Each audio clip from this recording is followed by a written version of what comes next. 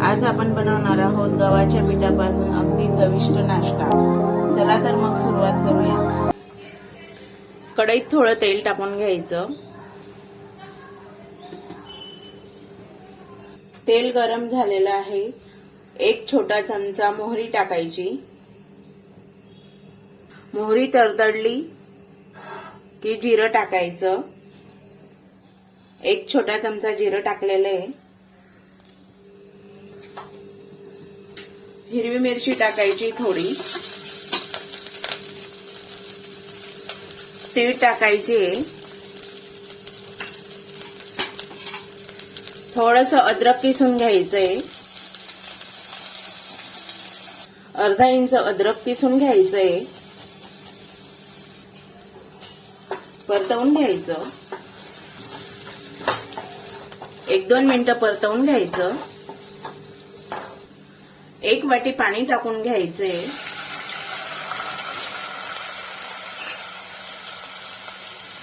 चवीनुसार मीठ। जाडी मोठी कुटलेली मिरची टाकायची अर्धा चमचा।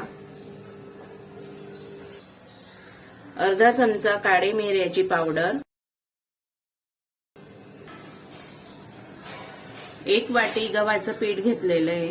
थोडं थोडं टाकून करायचं आणि हलवत राहायचं असं, म्हणजे गाठी पडणार नाही याची काळजी घ्या। पीठ चांगलं मिक्स करून घ्यायचंय। 1 वाटी पाण्याला 1 वाटी गव्हाचं पीठ लागतं। गॅस बंद करून द्यायचा। पीठ चांगलं मिक्स करून घ्यायचं या पद्धतीने। पीठ तयार झालेलं आहे, असा गोळा करून घ्यायचा। पीठ एका भांड्यात काढून घ्यायचं आणि गार होऊ द्यायचं। 2 बटाटे उकडून घेतलेले आहेत। बटाटे या भांड्यात किसून घ्यायचे। खूपच चविष्ट लागतो हा नाश्ता खायला। नक्की एक वेळेस करून बघा आणि बनवायला पण पटकन बनतो। थोडी कोथिंबीर टाकायची। मिक्स करून घ्यायचं।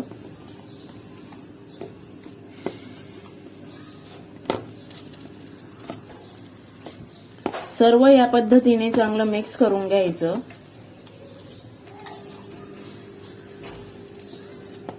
झटपट बनणारा नाश्ता अगदी 10 मिनिटात तयार होतो। या पद्धतीने असं मस्त मिक्स करून घ्यायचं। पीठ चांगलं मळून झालेलं आहे। थोडा तेलाचा हात लावायचा। चपातीसारखे गोळे करायचे छोटे छोटे। असे गोल करून असे दाबून घ्यायचे, कचोरी सारखे होतील मस्त। अशा प्रकारे छान मस्त करून घ्यायचे चपटे। अशा प्रकारे टिक्क्या करून घ्यायच्या। आता आपण यांना तळून घेऊया। त्यासाठी मी कढईमध्ये तेल गरम करायला ठेवलेलं आहे। एक एक करून असे फ्राय करून घेऊया।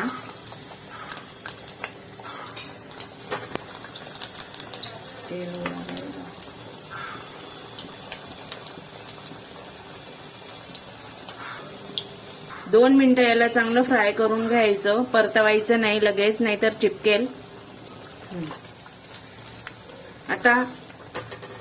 आता परतवून घेऊया।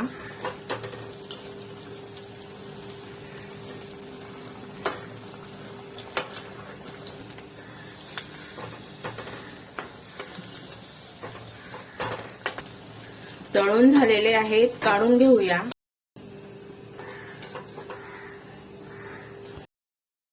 चविष्ट असा नाश्ता तयार झालेला आहे।